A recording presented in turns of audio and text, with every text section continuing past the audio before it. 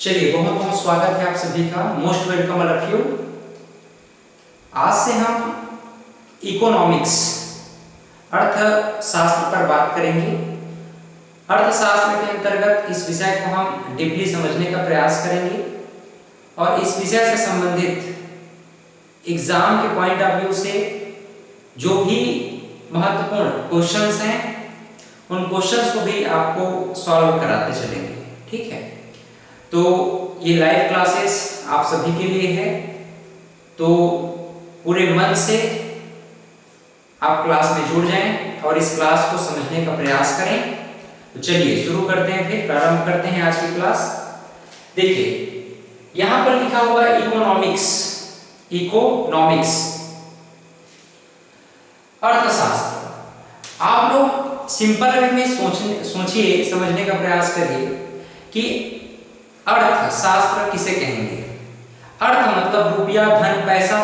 शास्त्र मतलब अध्ययन, अर्थात रुपया, धन, पैसा का ही अध्ययन क्या कहलाता है? अर्थशास्त्र कहलाता है। हम आज मुख्य रूप से अर्थशास्त्र के अंतर्गत, ठीक है, हम आज मुख्य रूप से अर्थशास्त्र के अंतर्गत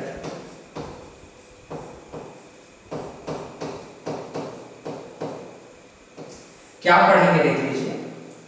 आज हम मुख्य रूप से अर्थशास्त्र के अंतर्गत पढ़ेंगे कि अर्थशास्त्र क्या है,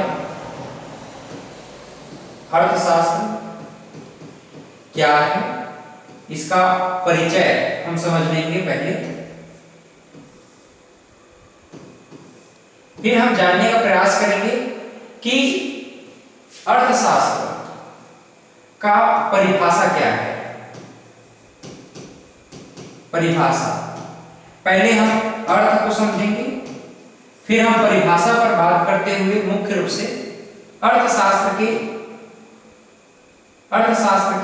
क्षेत्रों पर बात कर लेंगे, ठीक है, या शाखाओं पर बात कर लेंगे। तत्पश्चात हम मांग और आपूर्ति का नियम देखेंगे। मांग और आपूर्ति का नियम, demand and supply, demand and supply, rule of demand and supply, इस पर भी हम लोग बात करेंगे। ठीक है, चलिए, तो एक एक करके हम लोग समझना चाहेंगे। First at all we have to talk about what is the meaning of economics. What is the meaning of economics? तो सबसे पहले हम बात करना चाहेंगे इकोनॉमिक्स। दो शब्द लिख रहा हूं यहां पर, ध्यान दीजिएगा, और इकोनॉमी, इकोनॉमिक्स और इकोनॉमी। इकोनॉमिक्स है अर्थात अर्थशास्त्र, अर्थशास्त्र, और इकोनॉमी का अर्थ होता है अर्थ व्यवस्था। अर्थशास्त्र और अर्थव्यवस्था, अर्थशास्त्र और अर्थव्यवस्था, दोनों का मीनिंग हम सबसे पहले समझने का प्रयास करेंगे कि दोनों का मीनिंग वास्तव में क्या होता है। ठीक है, तो दोनों के मीनिंग को हम सबसे पहले समझने का प्रयास कर लेते हैं। ध्यान दीजिएगा, यहां पर ध्यान दीजिएगा।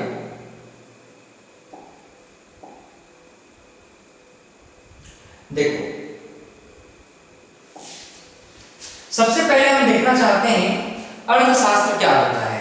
अर्थशास्त्र क्या होता है? दो शब्दों से मिलकर के बना है अर्थ और शास्त्र। अर्थ और शास्त्र, अर्थ और शास्त्र। अर्थ का मतलब होता है धन, रुपया या पैसा। शास्त्र का अर्थ होता है अध्ययन। अध्ययन मतलब धन, रुपया, पैसा का अध्ययन ही क्या कहलाता है? अर्थशास्त्र कहलाता है। दूसरी ओर ये जो इकोनॉमिक्स है, ये ग्रीक भाषा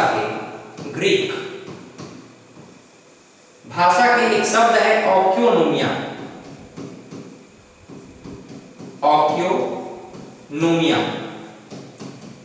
ऑक्योनोमिया शब्द से आया है। ऑक्योनोमिया भी दो शब्दों में बढ़ सकता है, ऑक्योस और नोमस। ऑक्योस और नोमस, ठीक है। तो जहां ऑक्योस का अर्थ क्या होता है? ऑक्योस का अर्थ होता है डोमेस्टिक। नोमस का अर्थ होता है मैनेजमेंट। इस प्रकार डोमेस्टिक का अर्थ होता है घरेलू और मैनेजमेंट का अर्थ होता है प्रबंधन। मैनेजमेंट का क्या अर्थ होता है? प्रबंधन।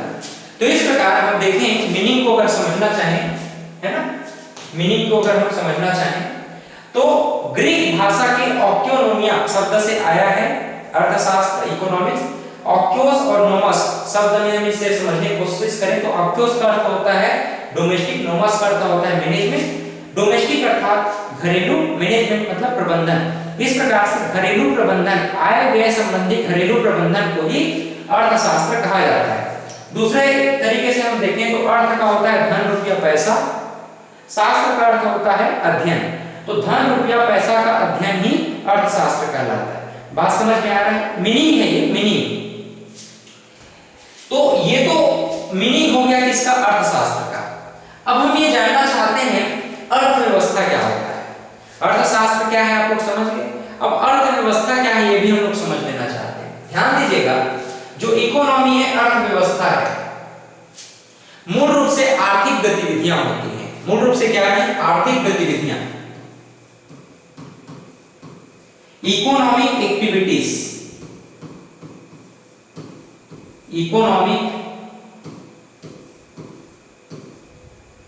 इकोनॉमिक एक्टिविटीज अर्थात आर्थिक गतिविधियां, आर्थिक गतिविधियां, इसे हम कहते हैं economic activities. Economic activities note भी करते जाइए आप लोग, बहुत बहुत इंपॉर्टेंट है। आप साथ ही साथ हमारे नोट करते जाइए। आर्थिक गतिविधियां, ठीक है, क्या? आर्थिक गतिविधियां। अब सवाल ये पैदा होता है आर्थिक गतिविधियां किसे कहेंगे? What do you mean by economic activities? आर्थिक गतिविधियां क्या है? अब ध्यान दीजिएगा, आर्थिक गतिविधियां क्या है? ऐसी गतिविधि, ऐसी एक्टिविटी जहां पर आर्थिक रूप से लेन देन हो, वस्तु और सेवाओं का आर्थिक रूप से लेन देन हो, उसे ही हम लोग क्या बोलते हैं? आर्थिक गतिविधि कहते हैं। आर्थिक वस्तु होता है, आर्थिक सेवा होता है, और इन आर्थिक वस्तु और आर्थिक सेवाओं का आर्थिक रूप से लेन देन ही क्या कहलाता है? आर्थिक गतिविधि कहलाता है। तो आर्थिक गतिविधियां क्या है? ध्यान दीजिएगा, जैसे प्रोडक्शन, प्रोडक्शन का मतलब होता है उत्पादन। प्रोडक्शन का मतलब क्या होता है? उत्पादन, ठीक है। उत्पादन के बाद हम कहेंगे कंजप्शन। कंजप्शन का अर्थ होता है उपभोग। कंजप्शन अर्थात उपभोग, उत्पादन, उपभोग। विनिमय अर्थात डिस्ट्रीब्यूशन, डिस्ट्रीब्यूशन। उत्पादन, उत्पादन, उपभोग, विनिमय। उत्पादन, उपभोग, विनिमय। वितरण, इसको आप वितरण, डिस्ट्रीब्यूशन को वितरण कहिएगा। वितरण के बाद विनिमय अर्थात एक्सचेंज, एक्सचेंज अर्थात विनिमय। अच्छा, इन सभी गतिविधियों में पब्लिक रेवेन्यू भी होता है, रेवेन्यू। रेवेन्यू का अर्थ होता है राजस्व। और भी आप ले सकते हो, पब्लिक वेलफेयर ले सकते हो, समाज कल्याण। तो ध्यान दीजिएगा, उत्पादन, उपभोग, विनिमय, वितरण और राजस्व, ये सभी क्या है? आर्थिक गतिविधियां। कैसे आर्थिक गतिविधियां? आपने कुछ वस्तु या सेवा का उत्पादन किया। वस्तु और सेवा का उत्पादन क्यों करते हो भैया? आर्थिकी, कुछ अर्न, पैसा अर्न करने के लिए। हमने आर्थिक वस्तु और सेवा का उत्पादन किया। उदाहरण के लिए आपने कोई कुटीर उद्योग लगाया है या आपने कोई इंडस्ट्री लगाया है, आपने किसी वस्तु या सेवा का उत्पादन किया, क्यों? आर्थिकी प्राप्त करने के लिए। अब वो वस्तु को उत्पादन, उदाहरण के लिए इस पेन का ही आपने उत्पादन कर दिया। अब इस पेन को उत्पादन किया तो अपने तक रखने के लिए तो है नहीं, इसको आपको मार्केट में सेल करना है, कुछ अर्न करना है, पैसा अर्न करना है। अब ये मार्केट तक, उपभोक्ता तक पहुंचने से पहले इसका वितरण करना पड़ेगा, बाजार तक ले जाना पड़ेगा, ठीक है। तो बाजार तक ले जाने के लिए, बाजार तक ले जाने के लिए एक्सचेंज भी करना पड़ेगा। अर्थात एक्सचेंज का मीडियम बहुत सारा होता है। जैसे समझिएगा, एक नए स्लाइड में मैं बताने की कोशिश कर रहा हूं एक नए स्लाइड में मैं आर्थिक गतिविधियों को बताने का प्रयास कर रहा हूँ। ठीक है, ध्यान दीजिएगा, मैं आर्थिक गतिविधियों को समझाने का प्रयास करता हूँ आपको। आर्थिक गतिविधियां क्या है? आर्थिक गतिविधियां, इकोनॉमिक एक्टिविटीज, आर्थिक गतिविधियां। अब हम जानते हैं आर्थिक गतिविधियों के अंतर्गत कि जैसे उत्पादन हमने ले लिया, ठीक है, उत्पादन यानी प्रोडक्शन। प्रोडक्शन के कुछ कारक तत्व होते हैं, इसके कुछ कारक तत्व होते हैं, कुछ फैक्टर्स होते हैं, है ना, कुछ फैक्टर्स होते हैं। जैसे भूमि, पूंजी, श्रम, संगठन, साहस। आपने कक्षा 6 में पढ़ा होगा, भूमि, पूंजी, श्रम, संगठन और साहस। ठीक है, आपने पढ़ा है भूमि, पूंजी, श्रम, संगठन, साहस ये सभी उत्पादन के कारक तत्व होते हैं। भूमि नहीं होगा तो उत्पादन कैसे करोगे? भूमि के बाद पूंजी चाहिए, आपके पास पैसा चाहिए, पैसा भी हो गया तो भी उत्पादन कंप्लीट नहीं होगा। लेबर फोर्स चाहिए, वर्क फोर्स चाहिए, ह्यूमन रिसोर्स चाहिए, तो श्रम की आवश्यकता होगी। श्रम भी है लेकिन आपने एक प्रोडक्शन करने का एक तंत्र स्थापित किया है, तो एक ऑर्गेनाइजेशन भी चाहिए आपको, और उस ऑर्गेनाइजेशन को चलाने के लिए करेज होना चाहिए आदमी के अंदर। करेज मतलब साहस होना चाहिए, साहस। तो साहस होगा तभी आदमी उस पूरे के पूरे इंडस्ट्री को संचालित कर सकता है कि नहीं? इसीलिए कहा गया कि जो उत्पादन है, प्रोडक्शन है ना, प्रोडक्शन यानी उत्पादन। उत्पादन के लिए हमें क्या चाहिए? भूमि, पूंजी, श्रम, संगठन, साहस, ये कारक तत्व है।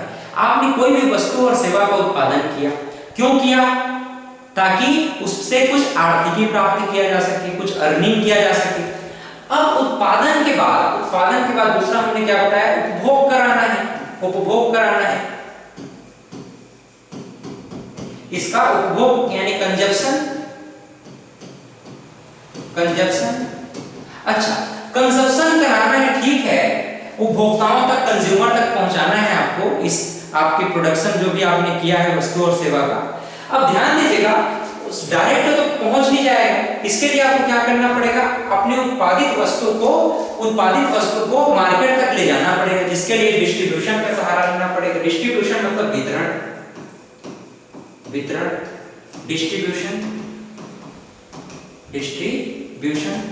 वितरण का सहारा लेना पड़ेगा आपको। अच्छा, इस वितरण की प्रक्रिया में क्या होगा हम लोग देखेंगे। जीवीए होता है, जीवीए। वितरण की प्रक्रिया में क्या होता है? जीवीए। इसे हम सकल मूल्य वर्धन कहते हैं, सकल मूल्य वर्धन कहते हैं। आगे चल करके इसे मैं और डिटेल में आपको समझाऊंगा। सकल मूल्य वर्धन क्या है? Gross value addition. उत्पादन के प्रत्येक चरण में मूल्य वृद्धि होना ही जीवीए कहलाता है। उत्पादन के प्रत्येक चरण में मूल्य वृद्धि होना ही क्या कहलाता है? जीवीए कहलाता है। जीवीए जो है उत्पादन फैक्ट्री के उत्पादन से होकर के मार्केट तक पहुंचने तक इसमें क्या होता है? जीवीए होता रहता है। जीवीए किस माध्यम से होगा? रेवेन्यू के माध्यम से। मतलब इसे आप टैक्स सिस्टम कह सकते हैं, टैक्सेशन कह सकते हैं, टैक्सेशन, ठीक है। जो टैक्सेशन इस पर लगता है, जैसे एक्साइज ड्यूटी, कस्टम ड्यूटी, उत्पाद कर, सीमा शुल्क, इसके अलावा जीएसटी और डायरेक्ट टैक्स, इनडायरेक्ट टैक्स, इन सभी के माध्यम से इसमें क्या होता है? उत्पादन में कोई भी वस्तु पर हम देखते हैं जीवीए होता है, सकल मूल्य वर्धन। इसीलिए आपने सुना होगा एमआरपी, मैक्सिमम रिटेल प्राइस, अधिकतम खुदरा मूल्य कहा जाता है।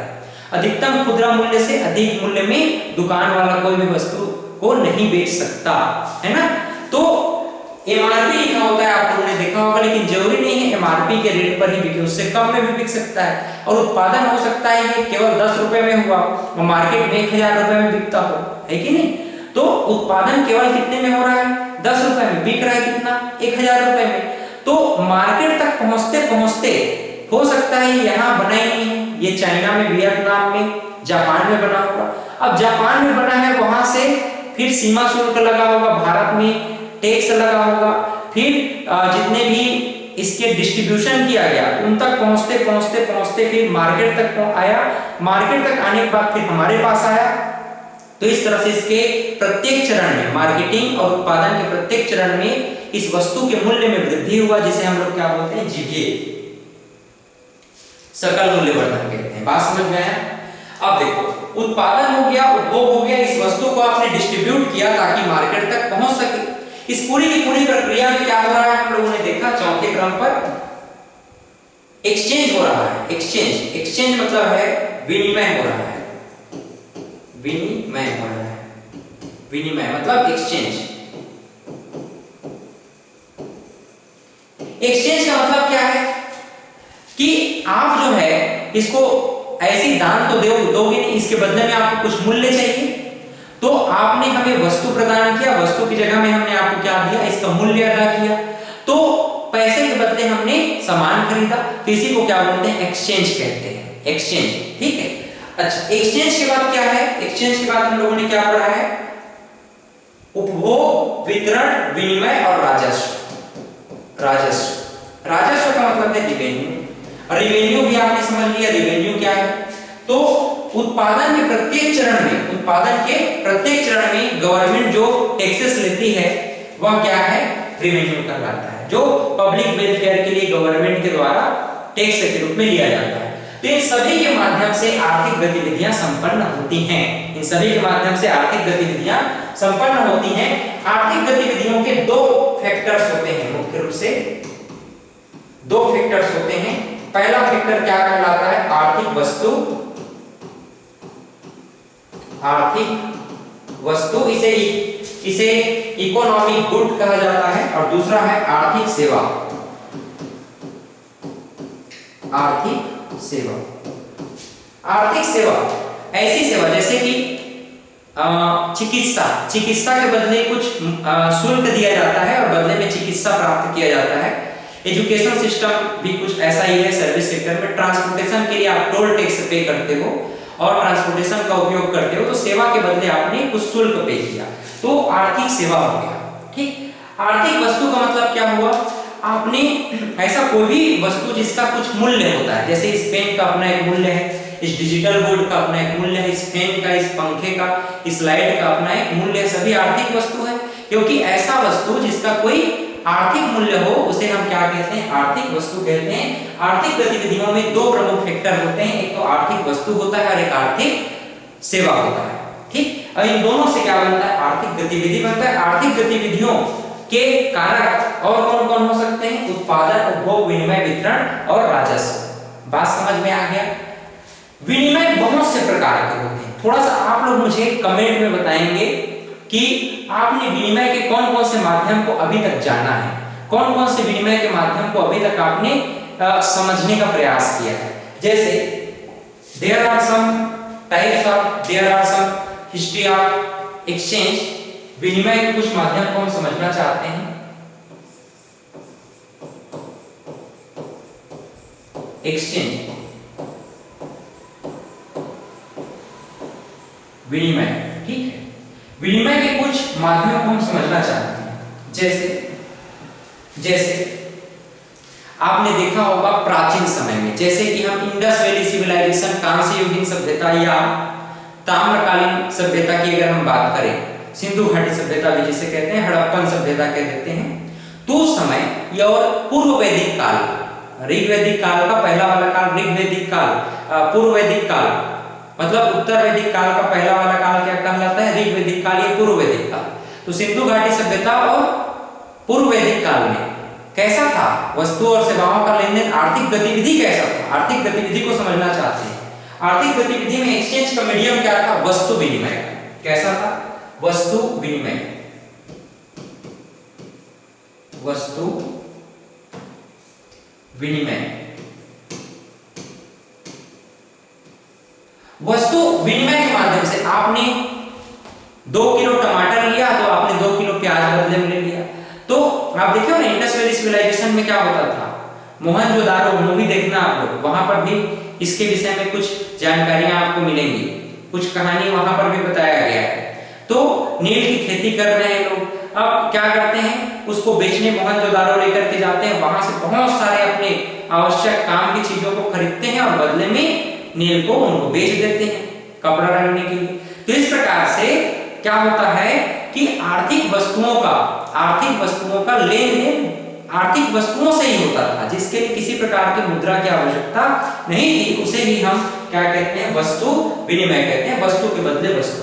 इसके बाद हम देखेंगे, थोड़ा सा आगे बढ़ते हैं, तो हमें जैसे ही थोड़ा सा आगे बढ़ेंगे, ऋग्वैदिक काल के बाद उत्तर वैदिक काल, जनपद और महाजनपद काल की बात करते हैं, उसके बाद फिर जैनिज्म बुद्धिज्म के बाद मौर्यकालीन सभ्यता की ओर हम लोग आगे बढ़ते जाते हैं, 6ठी शताब्दी ईसा पूर्व।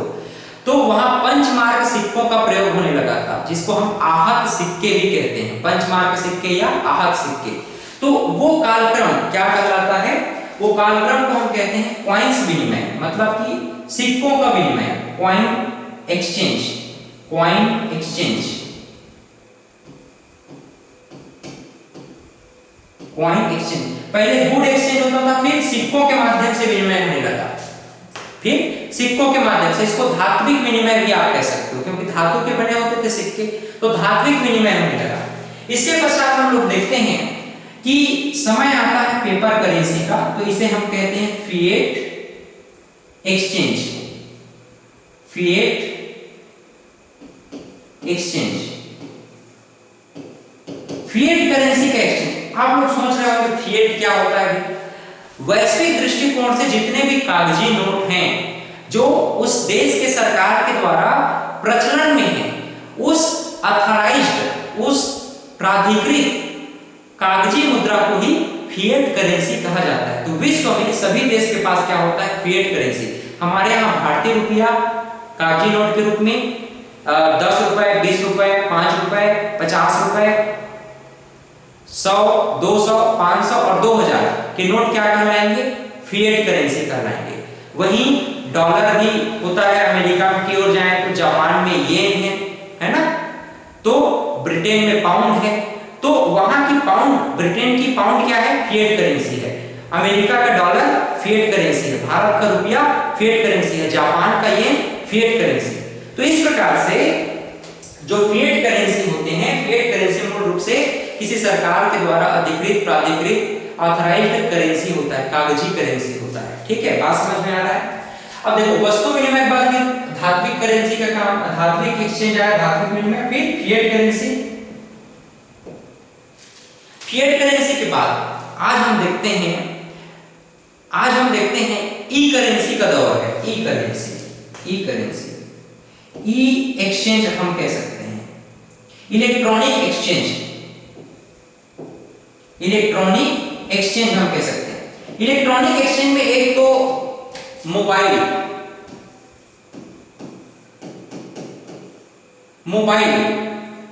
बैंकिंग का नाम आता है, मोबाइल बैंकिंग के माध्यम से आप एक्सचेंज कर सकते हैं। इसके अलावा आप देखते हैं इंटरनेट बैंकिंग का भी नाम आता है, इंटरनेट बैंकिंग।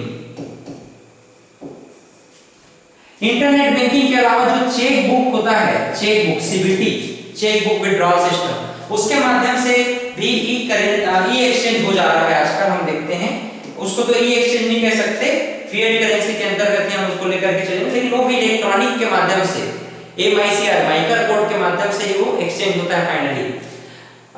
अच्छा देखिए, इसके बाद अगर हम देखें तो आज प्लास्टिक करेंसी का दौर है। प्लास्टिक करेंसी, यह भी इलेक्ट्रॉनिक सिस्टम के थ्रू ही इसका एक्सचेंज होता है। प्लास्टिक करेंसी में क्या होता है, ई ट्रांजैक्शन हम कर सकते हैं। जैसे प्लास्टिक करेंसी क्या है, अगर पूछा जाए तो क्या ध्यान रखो, डेबिट कार्ड, क्रेडिट कार्ड, है ना, डेबिट कार्ड, क्रेडिट कार्ड, ये सभी क्या कहलाते हैं, प्लास्टिक करेंसी कहलाते हैं। क्लियर।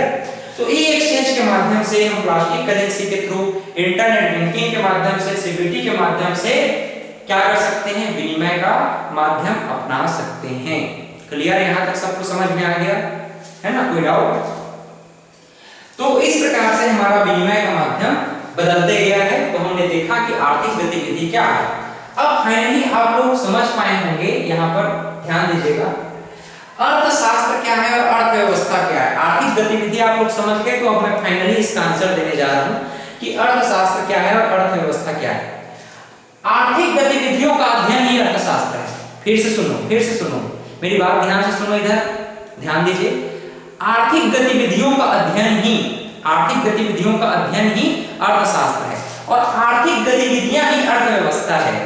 ठीक है, आर्थिक गतिविधियां ही अर्थव्यवस्था है और आर्थिक गतिविधियों का अध्ययन ही अर्थशास्त्र है। समझ में आ गया? एकदम सिंपल है परिभाषा। आर्थिक गतिविधियों का अध्ययन अर्थशास्त्र है, आर्थिक गतिविधियों का अध्ययन अर्थशास्त्र है और आर्थिक गतिविधियां ही अर्थव्यवस्था है। आर्थिक गतिविधियां ही अर्थशास्त्र है। आर्थिक गतिविधियां क्या है? Production, consumption, exchange, distribution, revenue, public welfare, ये सभी क्या है? इकोनॉमिक एक्टिविटीज हैं। इकोनॉमिक एक्टिविटीज के कारक तत्व क्या क्या होते हैं? Economic good and economic service, अर्थात आर्थिक वस्तु और आर्थिक सेवा, ये मुख्य रूप से फैक्टर होते हैं आर्थिक गतिविधियों के। आर्थिक गतिविधियां मुख्य रूप से किन बिंदुओं पर संपन्न होती है? उत्पादन, उपभोग, विनिमय, वितरण, राजस्व। उत्पादन क्या होता है? किसी भी वस्तु और सेवा का उत्पादन होता है, जिसमें 5 प्रमुख कारक तत्व होते हैं: भूमि, पूंजी, श्रम, संगठन, शासन। आगे इस क्लासेस में मैं पूछूंगा इससे संबंधित आपसे प्रश्न, तो इसको ध्यान से सुनते चलो।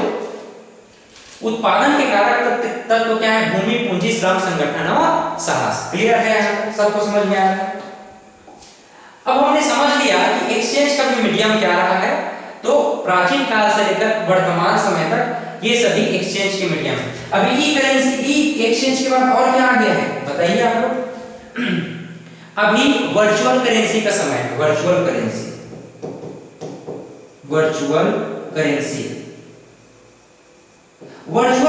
भी एक प्रकार से इलेक्ट्रॉनिक करेंसी का ही, इलेक्ट्रॉनिक एक्सचेंज का ही पार्ट है। वर्चुअल करेंसी में क्या होता है? बिटकॉइन इत्यादि के माध्यम से कोई वर्चुअल करेंसी होता है, उसका हम लोग ट्रांजैक्शंस करते हैं, उस पर हम लोग जो है लेन देन करते हैं, खरीदारी करते हैं, है ना, उसे हम वर्चुअल करेंसी कहते हैं, जो कभी भी हमारे हाथों में फिजिकल रूप में नहीं आएगा, केवल वो इलेक्ट्रॉनिक फॉर्म में ही रहेगा। दैट इज कॉल्ड वर्चुअल, आभासी मुद्रा, इसे हम कहते हैं आभासी मुद्रा, वर्चुअल करेंसी। तो यहाँ तक सबको समझ में आ गया होगा आर्थिक वस्तु क्या है, आर्थिक गतिविधि क्या है। अब हम थोड़ा सा और डीप जाने का प्रयास करेंगे, अर्थव्यवस्था को समझने का प्रयास करेंगे। इसके बाद मैं आपको समझाने का प्रयास करता हूं कि अर्थशास्त्र का परिभाषा क्या होगा। अभी हम लोग मीनिंग को समझें, केवल अर्थशास्त्र और अर्थव्यवस्था का मीनिंग समझें। कुछ इकोनॉमिस्ट रहे हैं, प्रसिद्ध इकोनॉमिस्ट, जिन्होंने अर्थशास्त्र को परिभाषित करने का काम किया है, तो उनकी परिभाषा क्या रही है, परिभाषा को थोड़ा समझ लेते हैं। अर्थशास्त्र की परिभाषाएं, डेफिनेशन ऑफ इकोनॉमी।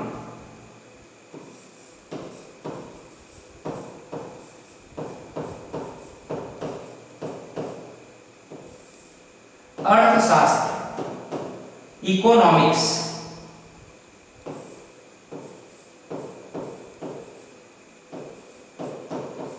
इकोनॉमिक्स की हम परिभाषा को समझना चाहते हैं। ठीक है, इकोनॉमिक्स की हम परिभाषा को समझना चाहते हैं। There are some definitions,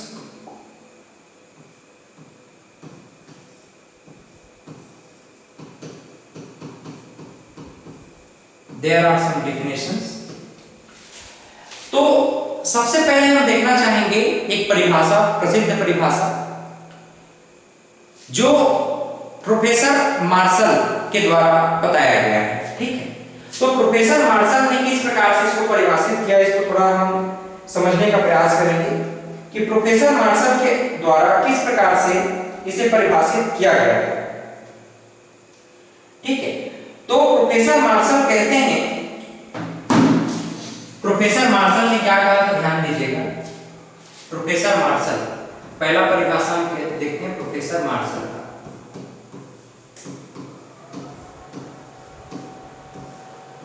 professor Marshall कहते हैं कि अर्थशास्त्र मानव कल्याण का विज्ञान है। Economic is the science of human welfare. Economic is the science of human welfare. मानव कल्याण का विज्ञान है। कल्याण का विज्ञान है, मानव कल्याण का विज्ञान है। वहीं अगर हम बात करें रॉबिन्स की, ठीक है, रॉबिन्स, और रॉबिन्स कहते हैं कि हम मनुष्य हैं और मनुष्य के अंदर मन है। We are human and we have a mind. हम मनुष्य हैं, मनुष्य के अंदर मन है। मन में क्या जागती हैं? इच्छाएं, मतलब डिजायर। मन में क्या जागती हैं? डिजायर। डिजायर क्या जन्म देता है? आवश्यकताओं को। डिजायर क्या जन्म देगा? आवश्यकताओं को। आवश्यकताओं की पूर्ति कैसे होगी? अवेलेबल रिसोर्सेज से। अवेलेबल रिसोर्सेज मतलब उपलब्ध प्रकृति में उपलब्ध जो संसाधन है, उन संसाधनों से हमारी आवश्यकताएं पूरी होंगी। इन संसाधनों का कैसे यूज करना है, इन संसाधनों को यूज कैसे करना है, तो इसका यूज करना है हमको ऑप्टिमम तरीके से।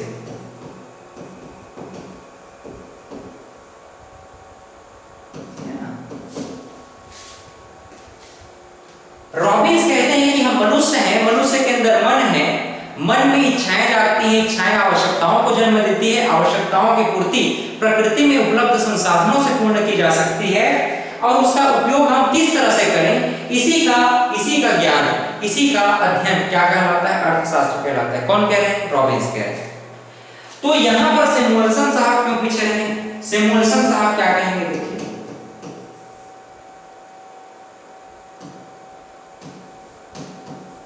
सैमुअलसन कहते हैं कि economics is the science of human development.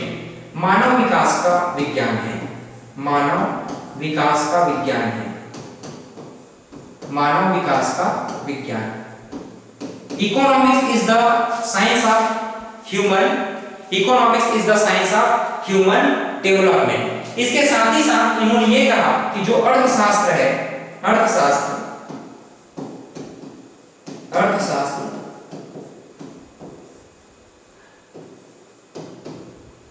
विज्ञान समूह, कला समूह में सबसे प्राचीनतम, कला समूह में सबसे प्राचीनतम, और विज्ञान समूह में सबसे नवीनतम विज्ञान है। कला समूह में सबसे प्राचीनतम विज्ञान है, प्राचीनतम विज्ञान, और विज्ञान समूह में सबसे नवीनतम विज्ञान है। ठीक है, ध्यान रखिएगा। इन्होंने कहा, सैमुअलसन कहते हैं कि अर्थशास्त्र क्या है? अर्थशास्त्र मानव विकास का विज्ञान है। अर्थशास्त्र कला समूह में सबसे प्राचीनतम विज्ञान है, और विज्ञान समूह में सबसे नवीनतम है। इसी प्रकार अर्थशास्त्र सामाजिक विज्ञान की रानी है, queen of social science, queen of social science. अर्थशास्त्र को इन्होंने क्या कहा? Queen of social science, queen of social science. सामाजिक विज्ञान की रानी किसने कहा है अर्थशास्त्र को? तो सैमुअलसन ने कहा है। इसके बाद एक महत्वपूर्ण परिभाषा पर मैं आपसे बात करना चाहूंगा, जो है प्रोफेसर एडम स्मिथ। ठीक है, प्रोफेसर एडम स्मिथ, इनका नाम स्पेशली आप ध्यान रखेंगे, भूलना नहीं है। तो प्रोफेसर एडम स्मिथ ने अर्थशास्त्र को किस प्रकार से परिभाषित किया? इन्होंने कहा, economics is the science of wealth. Economy क्या है? धन का विज्ञान है। इकोनॉमी क्या है? धन का विज्ञान है। अर्थशास्त्र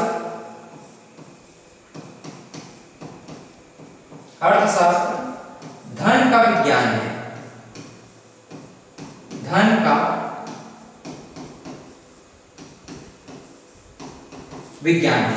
अर्थशास्त्र किसका विज्ञान है भाई? अर्थशास्त्र धन का विज्ञान है। Economics is the science of wealth, economics is the science of wealth. Adam Smith ने 1776 में एक बुक लिखा था।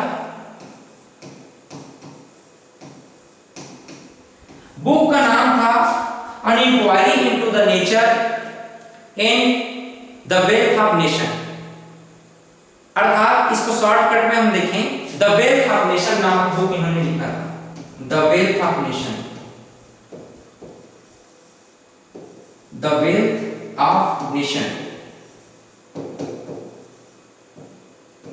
तो द वेल्थ ऑफ नेशन में सर्वप्रथम 1776 में इन्होंने धन संबंधी परिभाषा दिया, और धन संबंधी परिभाषा देते हुए इन्होंने इसी बुक में व्यष्टि अर्थशास्त्र अर्थात माइक्रो इकोनॉमिक्स, माइक्रोनॉमिक्स को भी समझाने का प्रयास किया। इस प्रकार से हम कहते हैं कि Adam Smith is the father of modern economics, father of economics, father of economics.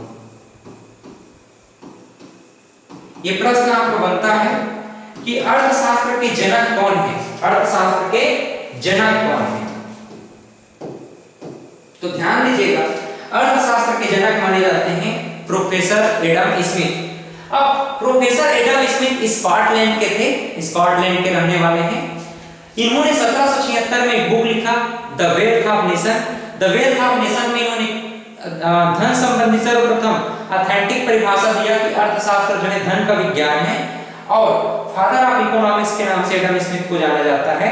इन्होंने माइक्रोनॉमिक्स जैसे सिद्धांत को भी प्रतिपादित किया, साथ ही साथ लेजिश फेयर जैसे प्रिंसिपल को भी इन्होंने समझाने का प्रयास किया है। अब यहाँ पर ध्यान देने लायक बात यह है कि एडम स्मिथ जो कि फादर ऑफ इकोनॉमिक्स के नाम से जाने जाते हैं, ये आपके एग्जाम में पूछा गया है कि एडम स्मिथ का बुक का नाम क्या था। तो द वेल्थ ऑफ नेशन 1776 में लिखा गया।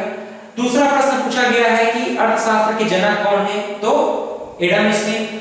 अर्थशास्त्र संबंधी या धन संबंधी परिभाषा किसने दिया, तो एडम स्मिथ। एक प्रश्न और आप लोग ध्यान में रखेंगे, प्राचीन भारत में भी एक व्यक्ति हुए हैं, एक महान व्यक्ति हुए हैं, मौर्य काल, 6ठी शताब्दी की मैं बात कर रहा हूं, 6ठी शताब्दी के उत्तरार्ध समय की बात कर रहा हूं। मौर्य काल में मौर्य प्रशासन को व्यवस्थित करने वाले एक व्यक्ति हुए जिनका नाम था आचार्य कौटिल्य, विष्णुगुप्त या चाणक्य। 3 नामों से उनको पुकारा जाता है, चाणक्य, विष्णुगुप्त या कौटिल्य।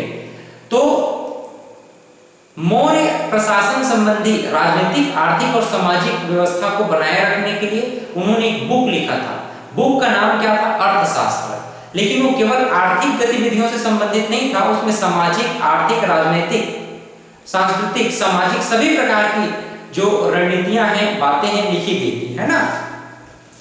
तो वो भी एक महान व्यक्ति थे, तक्षशिला में आचार्य थे, चाणक्य या विष्णुगुप्त, या उन्हें हम क्या बोलते हैं, चाणक्य कहते हैं, विष्णुगुप्त कहते हैं या कौटिल्य कहते हैं।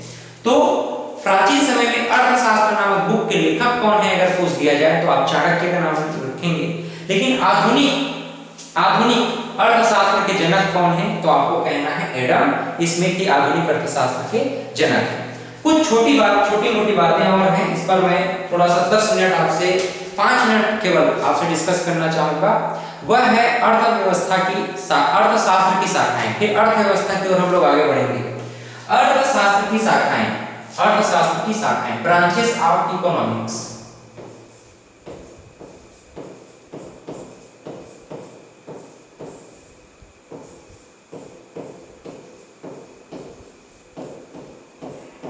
ब्रांचेस ऑफ इकोनॉमिक्स, अर्थशास्त्र की शाखाएं,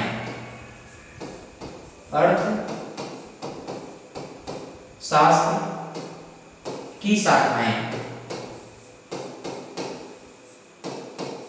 ठीक है, अर्थशास्त्र की शाखाएं।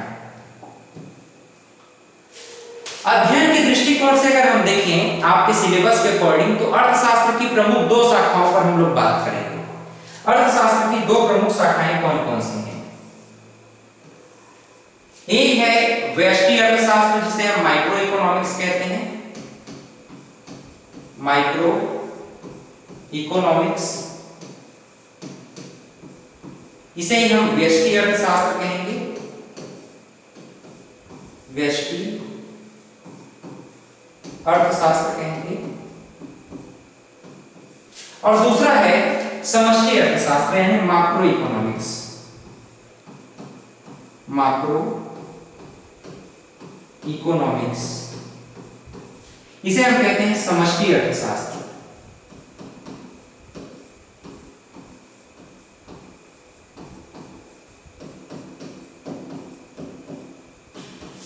यहां से भी आपके प्रश्न पूछते हैं, यहाँ तक कि आप सीजीपीएससी मेंस में भी एग्जाम दे रहे हैं तो वहां आपका प्रश्न पूछ सकता है अर्थशास्त्र की शाखाओं का वर्णन करें। और one day examination ABEO CGPSC से संबंधित एडीईओ एबीईओ या फिर इंडियन जीएस जहां जहां पर आता है ना, इंडियन जीएस जहां पर भी होगा जैसे सीजी व्यापम या वन डे एग्जामिनेशन, उन सभी जगहों पर अर्थशास्त्र की शाखाओं से संबंधित प्रश्न पूछे जा सकते हैं। जैसे व्यष्टि अर्थशास्त्र के जनक कौन है, इसके अध्येता कौन है या प्रणेता कौन है ना। तो प्रणेता की बात करें तो व्यष्टि अर्थशास्त्र यानी व्यष्टि अर्थशास्त्र के प्रणेता हैं प्रोफेसर एडम स्मिथ।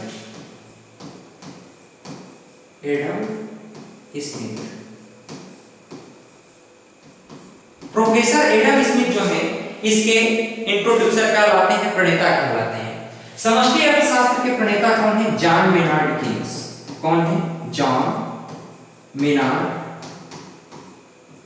कीन्स। ठीक है, ये दोनों प्रश्न आपके आईएमपी में ध्यान रखिएगा। समष्टि अर्थशास्त्र के प्रणेता कौन है? John Maynard Keynes. और व्यष्टि अर्थशास्त्र के प्रणेता कौन है?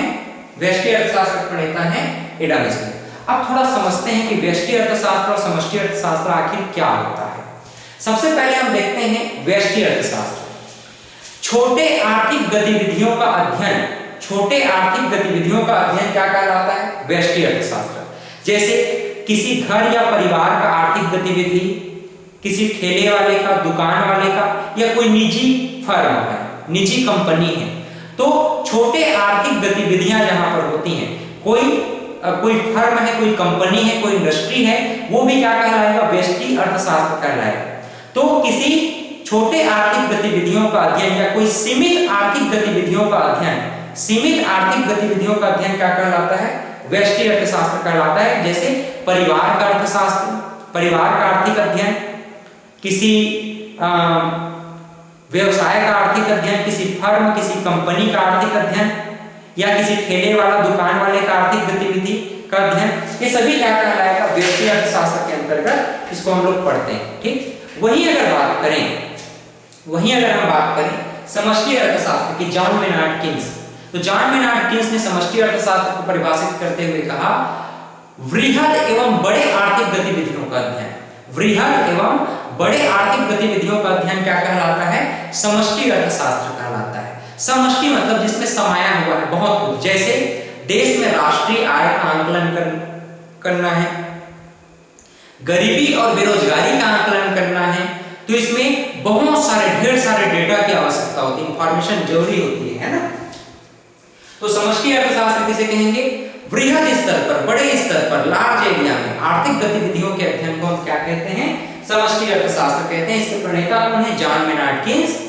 और इस प्रकार से राष्ट्रीय आय, बेरोजगारी, गरीबी, इन सब का अध्ययन क्या कहलाता है? समष्टि अर्थशास्त्र।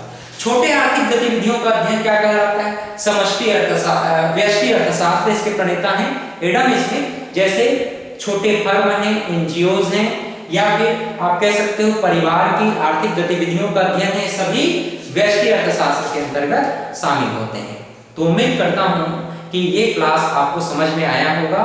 नेक्स्ट क्लास में हम समझने का प्रयास करेंगे कि बाजार क्या होता है, बाजार में मांग और आपूर्ति का नियम क्या है, और उससे संबंधित कौन कौन से प्रमुख प्रश्न बन सकते हैं। उसके साथ ही साथ हम अर्थव्यवस्था के प्रकार पर भी वृहद अध्ययन करते हुए इस पूरी श्रृंखला को आगे लेकर के चलेंगे। तो बहुत बहुत धन्यवाद आप सभी का। मिलते हैं नए क्लास में, तब तक के लिए हैव अ ग्रेट डे।